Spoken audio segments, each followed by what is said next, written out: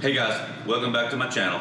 Today we're going to talk about using the ground and how to do it where you guys can have power and see where your leakage is happening. Now this lesson is a little different. I need you guys, it's about, I don't know, 4:45 in the morning. I'm doing this on a Sunday for you guys, so it's all about you. I want you to get up off your butt, and I'm barefoot for a reason. Take your shoes and socks off. I'll wait for a minute. And then when you come back, we're going to teach you how to grip the ground. We're going to talk about the cuboid bone, as I've talked about a little bit before, but in a little more detail. And you need a surface that you can really kind of, what I say, screw the ground, okay? All right, so now that you've done that, because this is something you can't just sit there and watch, okay? Because you want to experience this. And this is a form of the compound pivot. This is a trail leg, as you will have to load, and I'm going to talk about all kinds of details. If you like and subscribe and share, if you like this kind of stuff. All right, so here we go, guys. So the very first thing that I want you to do is I want you to be where you can move easily from side to side for balance. And then I want you to feel like, so this is your hand and your foot. I'm going to do this and show you. This is what I want you to do to your right foot. And the cuboid bone is right underneath the pinky toe and this little part right in here. And it rotates. So what I want is I want you to actually feel that you push and turn this foot. Now what'll happen is, and you'll even start to see it, is the knee will twist all the way up to the pelvis and straightens this entire line. And this is a spiral line, if that's what they're trying to talk about now. It's another way of saying it through fascia. It's also, if you say a compound pivot, then you have a shift here. You'll see the little shift into the right foot, and then you kind of screw the foot into the ground, which then turns your pelvis, and I'll do it at this angle, a couple different angles so you can see it, and that turns the pelvis back. Now, what that does is when you do this, it is now setting all of these things to wind up. And if you'll notice, and by the way, when you have your correct grip, which I'm not going to talk about that because you guys have tons and tons of videos on how my hands and arms work in the playlist on my section on the YouTube site. So you do not have to consciously do anything. So this is kind of the idiot-proof way of having speed and having not overly tight arms or tight hands and arms and club, and you're going to have that little shift into the leg as the foot screws up. And you'll see that when you get to the top of your swing, you can even see how my right shoulder gets back. And this is a massive distance. It's not the left shoulder as much as it is the right shoulder. And the only way to get that line is to screw the foot into the ground and do that. Now, I was playing around as I've given lessons on my website, and I just happened to be barefoot, and I was kind of showing some things, and all of a sudden I was realizing, man, I really grip the ground, and I don't even think about it. So I think I've noticed, and we'll talk about torque in a minute, that I have really wide legs no matter what style I use, that I'm coming through and creating torque and spinning. And that's the reason my club head speed is faster, is because I'm getting free speed from this. So when you turn, you want everything then to elongate. See how the whole elongates here? Well, that makes your eyes not be level like it would be if you were taking, say, the bucket to the side and staying over on the right side, or trail side. You're going to have your eye line match your spine, and you'll see how much width you'll have as well. So when you get to when you load up here, and you're going to load up all the way to where, if you'll notice what's happening each time when I'm screwing the foot, that this gets longer, this left leg just dangles here, okay? So the more that this pelvis goes back by the foot screwing the ground, the more this left knee goes, and that's what makes your torso turn, okay? So I think that most people never grip the ground, have no idea what the hell this feels like, and literally are just turning their upper body like this, and or they're trying to shift because they watched my videos, and they're trying to use the ground like this, but what they're actually doing is just kind of bouncing up off of it, like this, like down, up, down, up, down, up kind of thing. And so you're just skating on top of it. So if you don't grip it, then you don't, that motion there, and that'll make the right leg straighten, by the way. If you keep you can screw the ground and keep your knee flexed, but what's gonna happen is you're gonna have a shorter swing.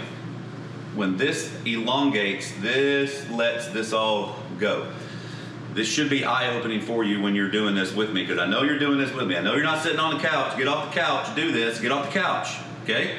So once you're here, now how do you get down? Well, you're going to, because this is a real key, I want you to keep pressure in that right foot and take your left foot from the top. Even though the heel is up in the air, I want you to feel that you're turning the whole foot to push the ground down. Now, I instinctively do this. When I roll my right foot, you'll watch and see, I roll my right foot and my left leg automatically does that. And so you'll see that there's the separation. You'll know you're doing this right when both knees are parallel to each other right here, and you can then practice kind of baking both feet and screwing the ground like that, and you'll see that they have to oppose each other, and that's torque, okay? So that part right there has to happen. If you slide laterally, you'll now be under, right? And if you rotate, which this is what I have to fix a lot of people's golf swings. They get up here to the top and they've been told to turn, and they do this. And when you turn, you're gonna come over the top. Even if I screw the ground here and I turn first, I'm gonna come over the top. So you have to plant. Now watch what happens when I plant. Now watch where my hands and arms are. And you'll see that the couple things that you can check in mirrors. One, left arm slightly bent, because that's how it would be at a dress. The hands and the club, you'll see you can't see my club face. It hides it, it matches it. And when that happens, you've completed that screwing of the ground, and you can see how my club just goes right over top. The angle of this forearm matches this. We can talk about all the angles, but that's all gonna happen where now when you're here and you then push this foot down by the screwing motion, you'll see how that shallows the shaft, as they would call it, or basically keeps it right on plane, okay? So once you do this, now from here, now the left foot is screwing this way the whole way, which that's what gives you vertical. So you'll see that I'm down in this position. Now, this brings up an interesting point, that when you get to the top and you do this, well, am I throwing, right? Am I throwing my arm now? No, what happens is once you make this motion here, that ground pushing will now allow that arm to then fly. It'll happen in a passive but fast way, okay? So once you here and here, you're gonna be a victim of that motion coming through. That's the vertical motion. And then you can either A, hold the finish if you want to here to hit little punch shots, or if you, when you full release, what'll happen is you can then release the golf club on over the shoulder as it goes from there. This is real critical that you have to do that. Now, again, I see a lot of people do the little forward press. They said, okay, Roger says twist the body, but I do this. So all I'm doing is pushing the ground with my lead foot just a little bit to where it lets me wind up that cuboid bone, which happens every time instinctively. See, well, even when I'm making a walking motion, you can kind of see it now. You'll see that leg straightening. The only way that leg can straighten is by that foot screwing the ground in like so, then back to center, and then back up. So this will be really, really key for you guys to do. The reason why you're on this channel, the reason why you're surfing on this channel, right, is because you're like, oh, I want to get better at golf. This is going to do that for you, okay? Like, subscribe, share. What you think you're doing is not what you're doing.